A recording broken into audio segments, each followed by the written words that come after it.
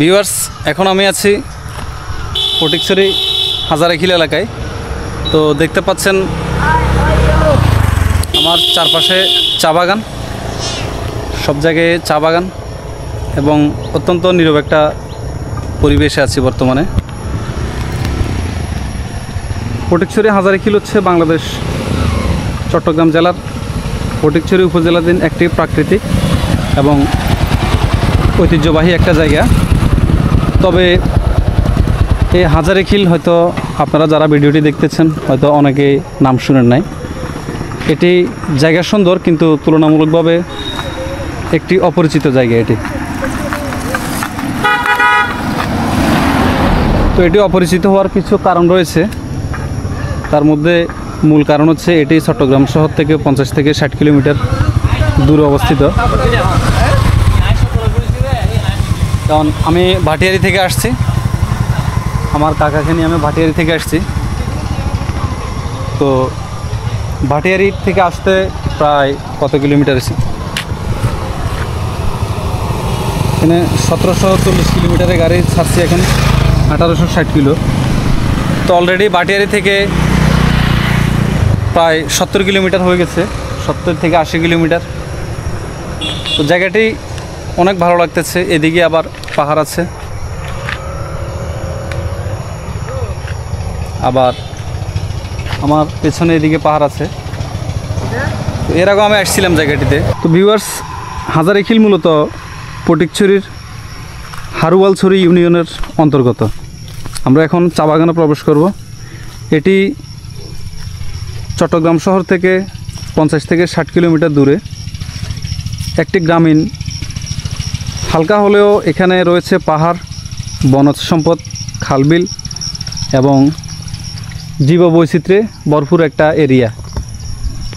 তো এটাকে আবার একটা ওয়াইল্ড লাইফও বলে, অর্থাৎ যথেষ্ট পরিমাণ জীববৈচিত্র্য এখানে লক্ষ্য করা যায়। এবং এখান থেকে একটা হাজারেখিল পার্ক রয়েছে।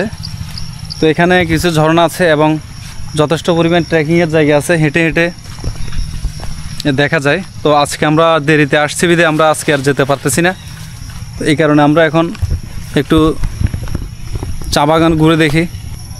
আঙ্কেল আজকে প্রথম, এমনকি উনি চা বাগানে আজকে প্রথম। আর চা বাগান খুবই শান্তিপূর্ণ একটা জায়গা। কি পরিমাণ সুন্দর লাগতেছে আমার থেকে, একবারে কোলাহল মুক্ত, নীরব।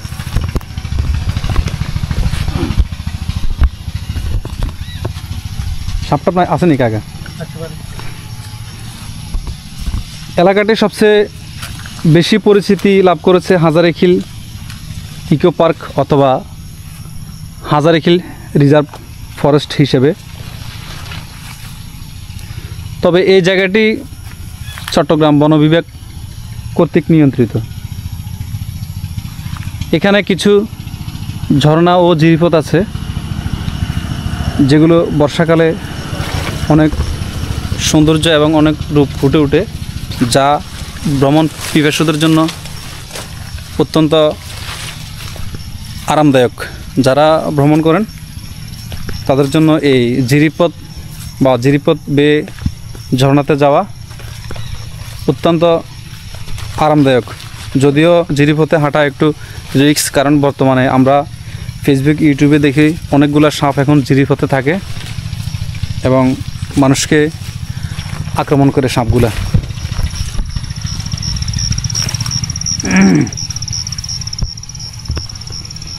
তো আপনারা যারা এখানে আসতে চাচ্ছেন তারা চট্টগ্রাম শহর থেকে অক্সিজেন আসবেন, সেখান থেকে অক্সিজেন চলে আসবেন।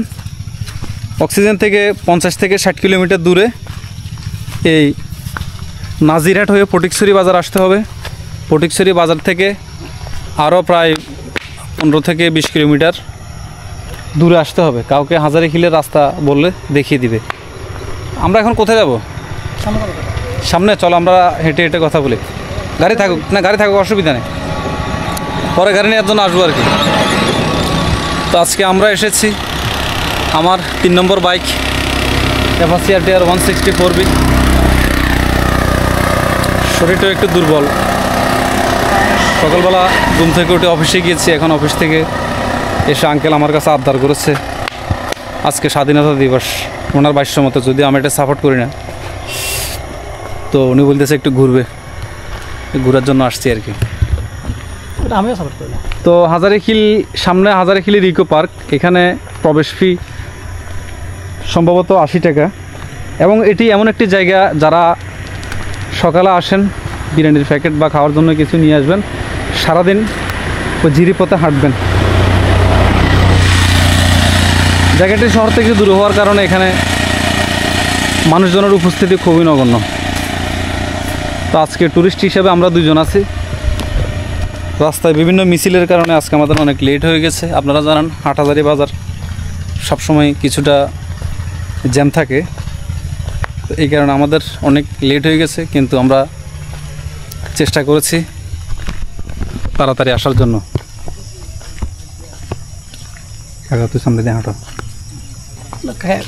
তোমার ভিডিও তুলুন না, কথা কেন আমি। তো আসার সময় অবশ্যই হালকা খাবার নিয়ে আসবেন, আর যদি লং টাইম থাকতে ইচ্ছে করে তাহলে দুপুরের খাবার নিয়ে আসতে পারেন। আর পরিবেশ দেখুন, প্রকৃতিকে ভালোবাসুন, কিন্তু কোনো প্রাণীকে ডিস্টার্ব করা যাবে না। এখানে এটি একটি অপরিচিত সুন্দর জায়গা এবং জায়গাটাই নিরাপদ আছে। তো ভিউয়ার্স, আমি ভিডিওটি এখানে সমাপ্তি করলাম। সবাই ভালো থাকবেন, অন্য কোনো জায়গায় দেখা হবে। আর যদি আপনাদের কোনো কিছু জানার থাকে বা জানতে ইচ্ছে করে, তাহলে অবশ্যই কমেন্টে জানাবেন। নতুন কোনো পথে, নতুন কোনো রাস্তায় আপনাদের সাথে দেখা হবে।